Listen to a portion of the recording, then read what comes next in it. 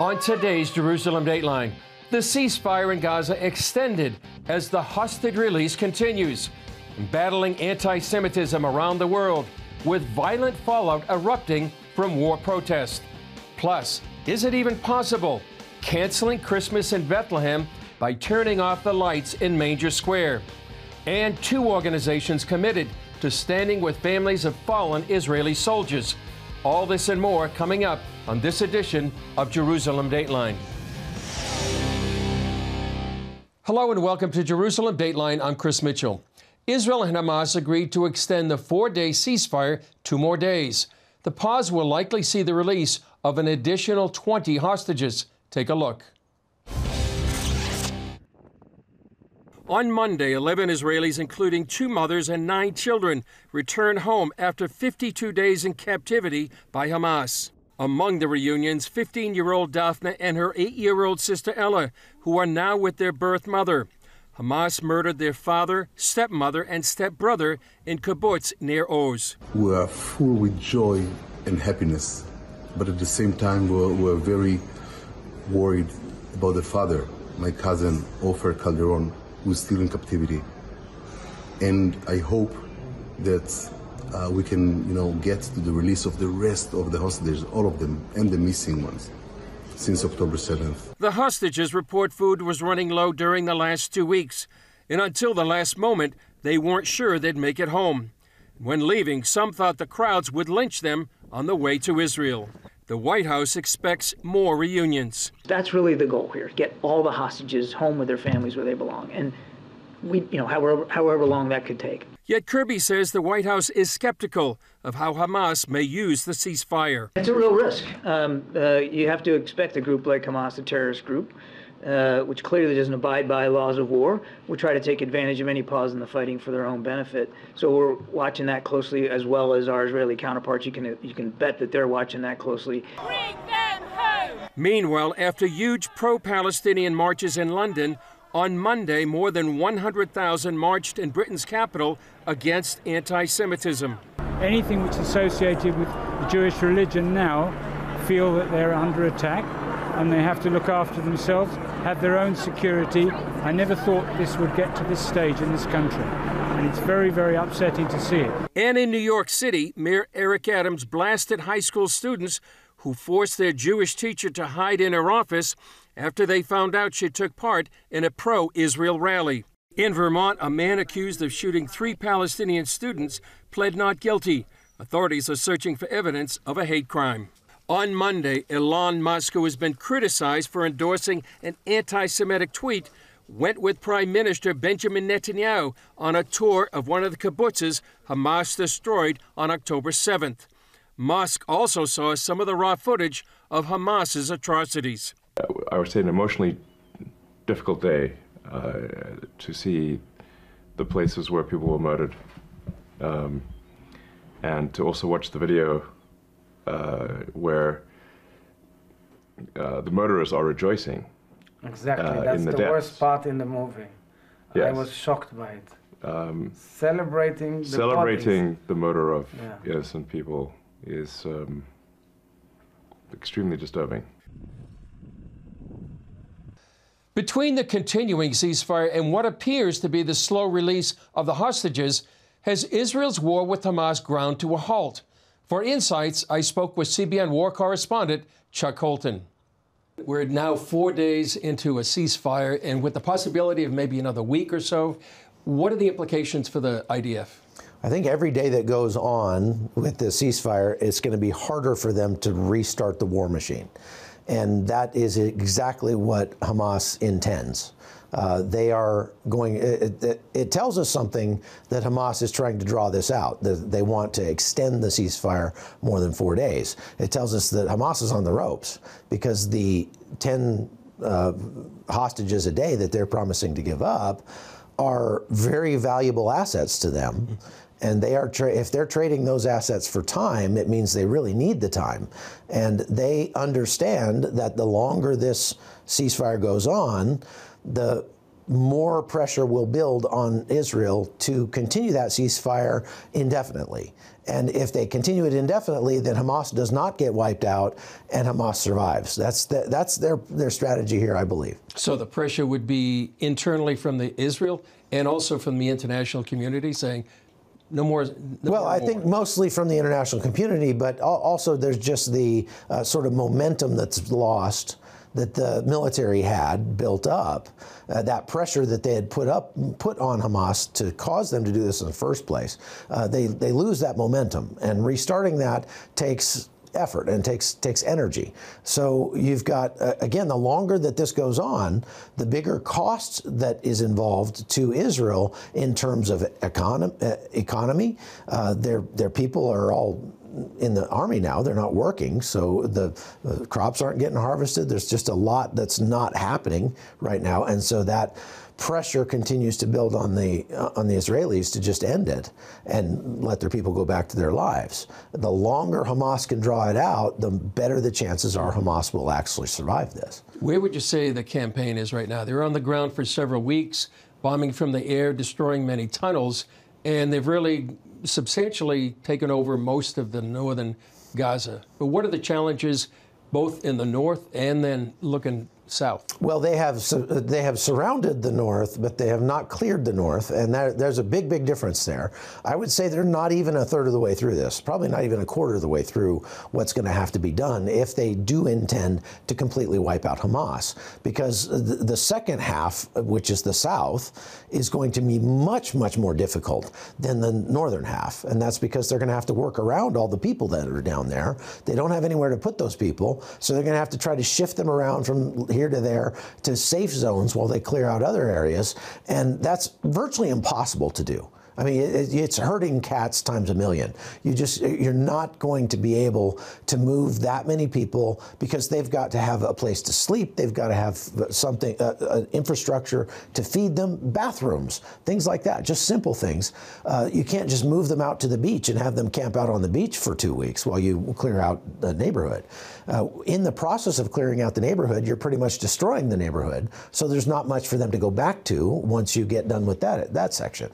And so they're going to have to solve this problem of what to do with the Gazans.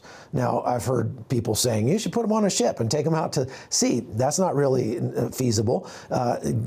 Transporting them all to the West Bank, that would be probably even worse because the West Bank is already roiled up. And while there are lots and lots of empty houses in the West Bank that have been built with U.S. aid money in order to keep the Jews from building on those areas, so there's plenty of housing for them. Most of them don't have water, they don't have electricity, and you are putting a very angry populace in very close proximity to a whole bunch of Israelis with no fence between them, and you're almost guaranteeing there'd be another October 7th in very short order. So they've got a very difficult Gordian knot to untangle here when it comes to taking over the South and clearing that out.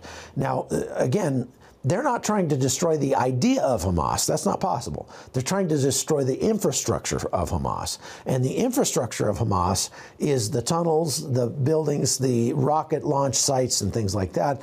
But even just doing that, they're not even a quarter of the way done, I would say.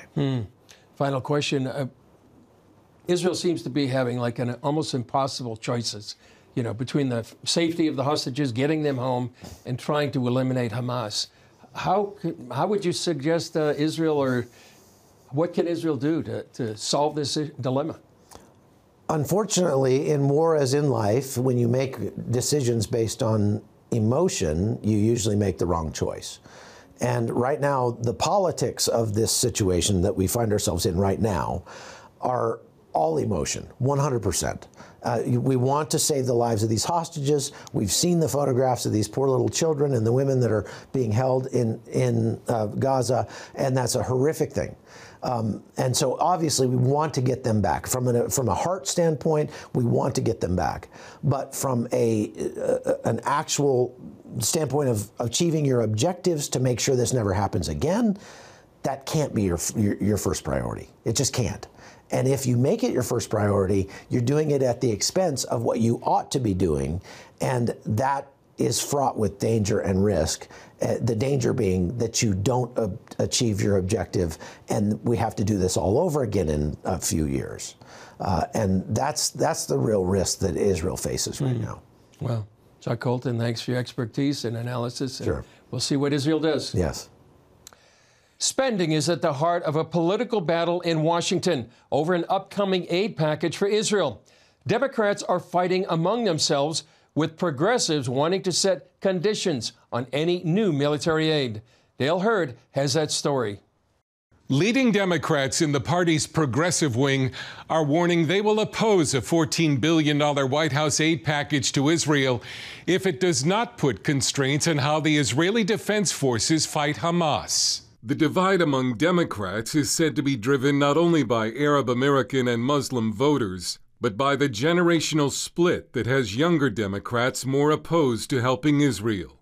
In the New York Times, Senator Bernie Sanders wrote, "The United States must make clear that while we are friends of Israel, there are conditions to that friendship, and that we cannot be complicit in actions that violate international law and our own sense of decency." Sanders wants an end to what he calls indiscriminate bombing, a significant pause in the fighting to allow more humanitarian assistance for the Palestinians, even allowing them to return to their homes, no long-term Israeli occupation of Gaza, an end to settler violence in the West Bank, and a freeze on settlement expansion. Sanders has been calling for restraint by the Israeli military ever since the Hamas attack. But while we do our best to support Israel and destroy Hamas, please, let us not turn our back on the suffering people in Gaza. While President Biden suggested putting conditions on aid to Israel might be a good idea, it took diplomacy to achieve the release of the hostages. Well, I think that's a worthwhile thought, but I don't think if I started off with that, we'd ever gotten to where we are today. House Intelligence Committee Chairman Republican Congressman Mike Turner on NBC's Meet the Press was not sounding as if he would oppose putting some conditions on U.S. aid to Israel. Well, I wouldn't propose it, but I think it does accurately reflect U.S. policy. But while some in Congress may support restrictions on aid, the far left wing of the Democratic Party may push for more than most members will accept. The demands by progressives have not only sparked an intra-party conflict with pro-Israel Democrats, they threaten an aid package that now only has a short window for passage before year's end. Dale Hurd, CBN News. Up next, Christmas canceled in Bethlehem? Many won't be celebrating this year while Israel's war with Hamas rages on.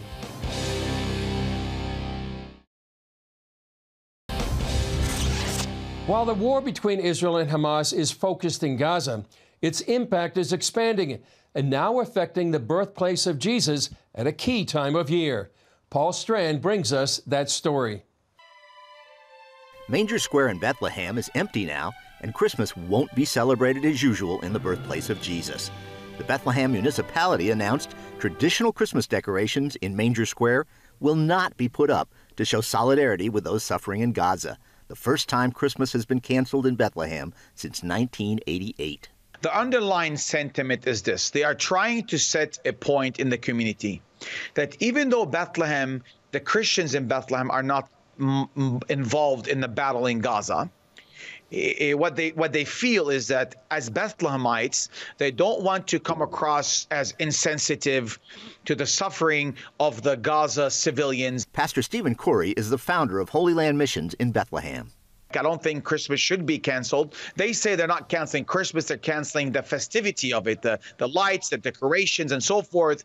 But really, that's the joyful part of Christmas from the outwardly sort of day-to-day thing. So if they want to not do the light celebrations, that's fine. I don't like it, but it's a decision. They're not holding us back from doing prayer services and doing a Christian religious service. They're not holding us back or stopping us from doing that. A Facebook post from the municipality did say they wanted to show solidarity with Hamas. Pastor Corey is looking to redeem the situation and the season. So here's what we're doing. Where we're telling people is let the lights go out, but let the light of Christ shine. let the decorations be taken down, but let the symbol of Christ's promise be heard and stand. What we're doing in the month of December and probably till the early January is we're going to set up a tent.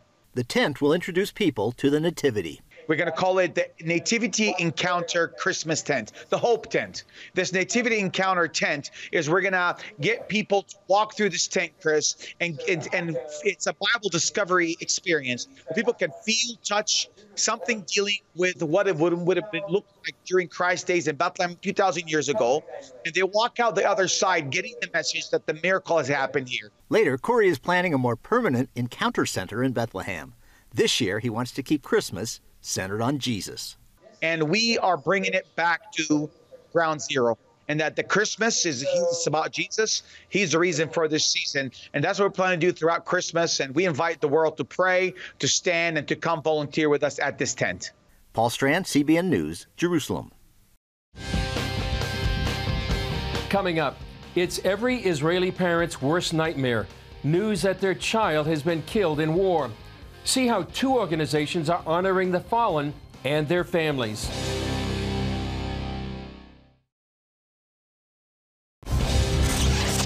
Every Israeli family fears that knock on the door, telling them their son or daughter has died in combat and won't be coming home. Two organizations are working to make sure these grieving families don't feel alone. Caitlin Burke has the story. All Israeli citizens over the age of 18 are required to serve in the military, with very few exceptions. The mandatory service began with the establishment of the Jewish state in 1948. And now, 75 years later, it's still considered essential to the security of Israel. I remember when I was maybe 5 or 6 years old, I had a conversation with my father, and I asked him, what would I do in the army when it would be my time to go to the army?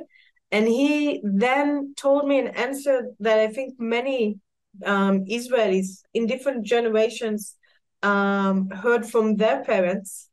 And he told me that he hopes that when I would be 18 and it would be time to go to the army, we wouldn't need the army anymore. A dream that has yet to become a reality. Aya Elia's father saw all of his children join the Israel Defense Forces, and one never came home. My brother, it was September 1997, and it was a special military mission of the Israeli commando, I guess what you call the Navy SEALs.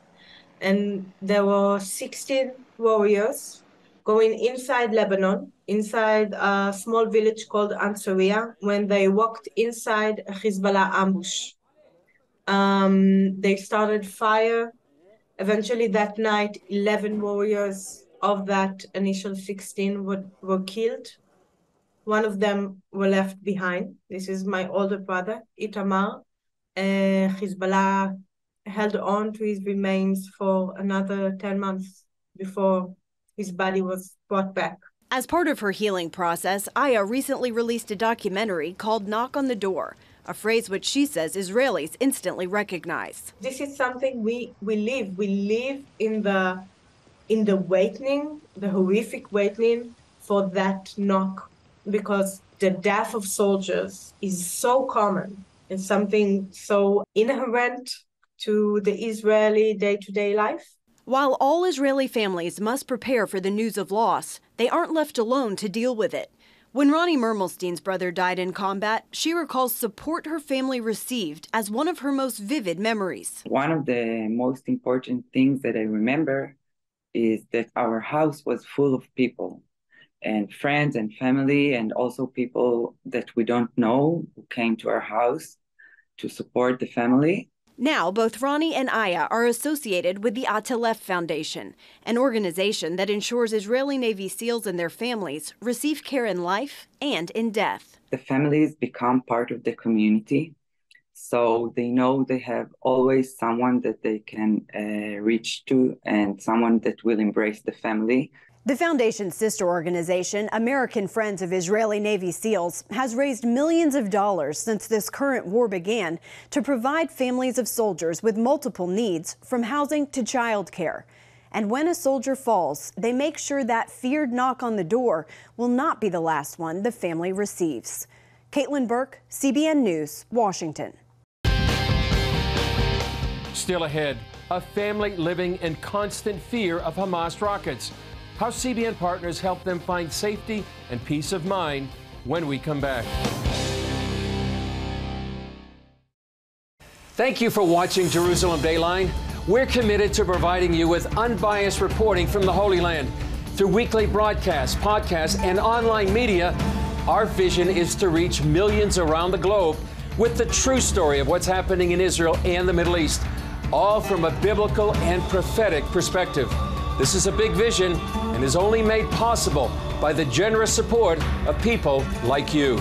Call us toll-free at 1-800-700-7000 or go to cbn.com/Jerusalem Dateline and make a donation that will help spread the light of truth about Israel throughout the world. It's such a difficult time right now for Israeli families. Many are displaced and traumatized by the October 7th terror attacks perpetrated by Hamas. CBN partners are stepping up to help these families when they need it most. Take a look. Alina and her family live in Ashkelon in the south of Israel. After 10 days of constant rocket fire from Gaza, they couldn't handle the stress and felt they needed to get out of the city. We saw rockets hitting buildings close to where we live. There was fire all around. During the day, it was easier to keep our composure, but at night it would get very scary. Every loud noise would put the kids on edge, and we just couldn't relax. The streets are empty. Everything is closed, and that just adds to the stress. I'm a hairdresser, and I can't go to work because we don't have a bomb shelter nearby. I didn't know what to do. There is a constant fear. We try to fight it off, but it's hard. Thanks to donors like you, CBN Israel was quick to respond to the need. Through your support, we're able to host Alina's family and more than 200 other families in a hotel away from danger. The kids are no longer nervous or anxious. They were crying with no reason, but now they're more relaxed. They find ways to distract themselves with other kids here. They play with their friends. They have their own stuff for their ages. They're having fun here. It's such a difficult time for Israeli families. But at this hotel, Alina's family and many others can have a break from the stress and fear. And here, they can be together and feel safe. I still can't believe that we are safe because of generous people somewhere far away. It's such a big gift. We're so thankful to CBN, I just can't find the words. You've surrounded us with such care. In a time like this, we're reminded that we all have to believe in God and humble ourselves because we've seen His goodness through your support. Well, that's all for this edition of Jerusalem Dateline. Thanks for joining us. You can access our daily war updates on Facebook and YouTube. And remember to pray for the peace of Jerusalem, the release of all the hostages, the safety of Israeli soldiers, and all innocent civilians caught in harm's way. I'm Chris Mitchell. We'll see you next time on Jerusalem Dateline.